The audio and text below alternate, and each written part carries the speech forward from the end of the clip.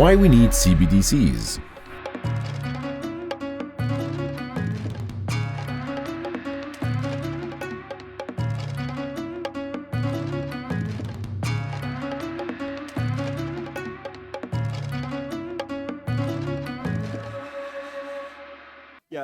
My name is Yifan He, and I'm the CEO of Ready Technology. We are a Hong Kong-based company, but I'm based in Beijing, so I came from Beijing.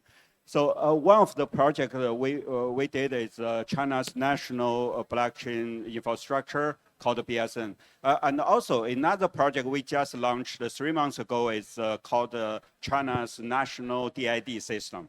So I was on a call. Actually, I pay a little bit, pay some attention to the panel. We actually built the first national decentralized ID system for 1.4 billion people.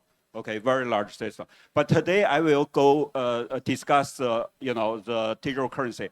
I want to emphasize here is right now in the digital currency world, there's 2 trends. One is called digital asset, including cryptocurrency, RWA, or tokenized bonds, all those things. It's an asset class. And those digital currency asset intend on public chains. Okay, and another group is called regulated digital currency, is digital money. It's for payments. Then it goes on the permission environment and the centralized environment. So today I focus on the money side, not the digital asset side. So first, in human history, there were many money forms of money, from metal to paper, then to digital accounts. So first, I want to clarify is the bank account is digital money. Okay, is the digital money, is the balance just like a crypto, but in a centralized system. So what's the difference with the digital currency we talk about today? It's actually, we want to name that token-based digital currencies. So remember, the bank account is digital currency. Okay. But every time when the form of money changed, the only reason is it will increase the efficiency of circulation. If it doesn't do that, then it's meaningless. Okay, totally meaningless. And when the money move faster, the commerce move faster, everything move faster. So that's how the society involved in the economic sense. The money movement is extremely important. If it take 1 month for you to receive payment, or 3 seconds, it's totally different world.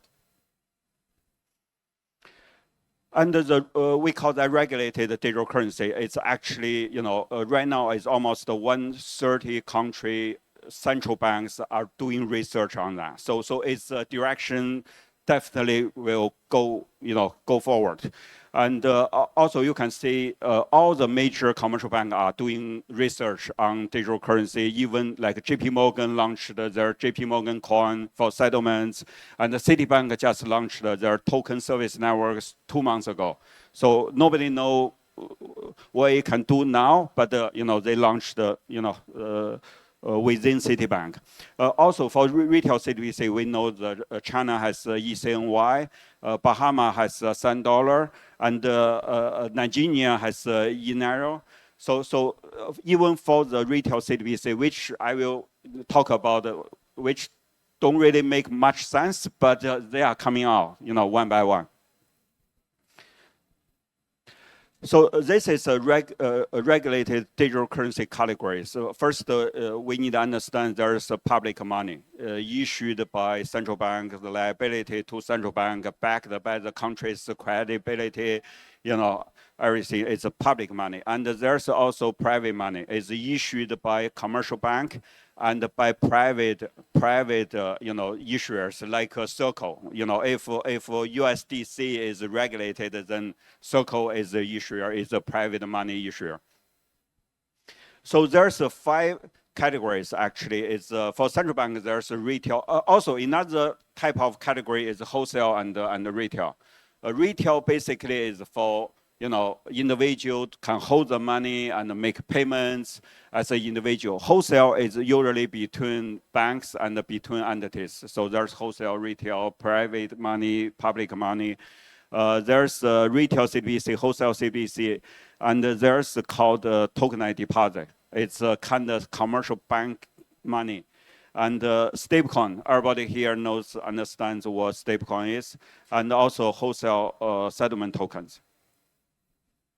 So those are some major projects going on, like the Bridge from a full central bank. It's probably the wholesale settlement, flagship project. And also like the JP Morgan token. It's a private wholesale settlement token. And also like,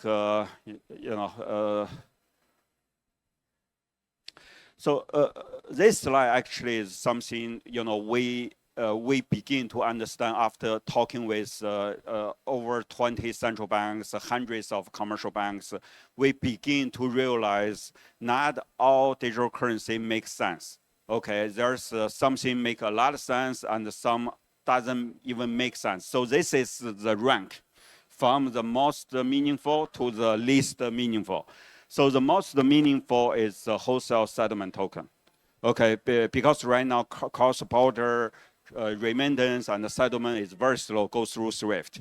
It takes a lot of money. For example, the Philippine worker in Hong Kong, when they send money back to Philippines, average cost is 6%. 6%.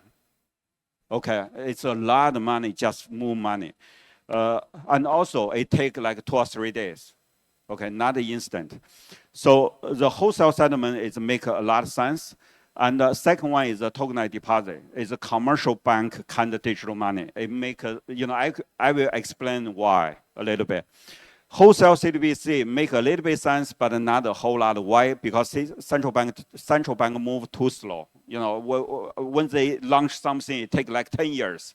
So it makes sense, but stablecoin actually as a payment don't really make a lot of sense because it's too small.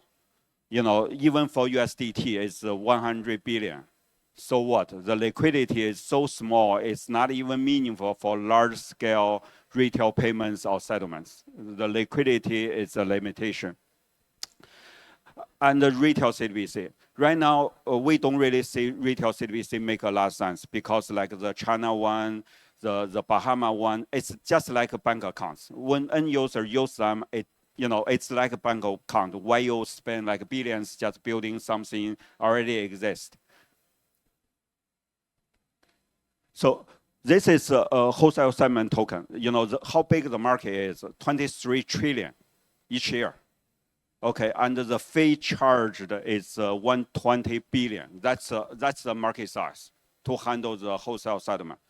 But I just quickly mention why token-based wholesale settlement make a lot of sense. It saves a lot of liquidity. Okay, think about it. If one bank paying 1 million to another bank to do a settlement, then you use 1 million liquidity. Then when the bank pays that 1 million to a third bank, 1 million, then the first bank, if that pay 10 times, it's actually used 10 million liquidity in fiat. But if you change that to a 1 million token, pay 10 times, then it only 1 million liquidity. So basically, the more time the token circulates, the more liquidity you save. If it moves 20 times, you save 98% of the total liquidity. So it's a lot of money saved. So that's why token-based settlement definitely make a lot of sense. And also, it's a proven business. JP Morgan, Onyx, they just finished settled in past 4 years $1 trillion. Okay, it's a proven model.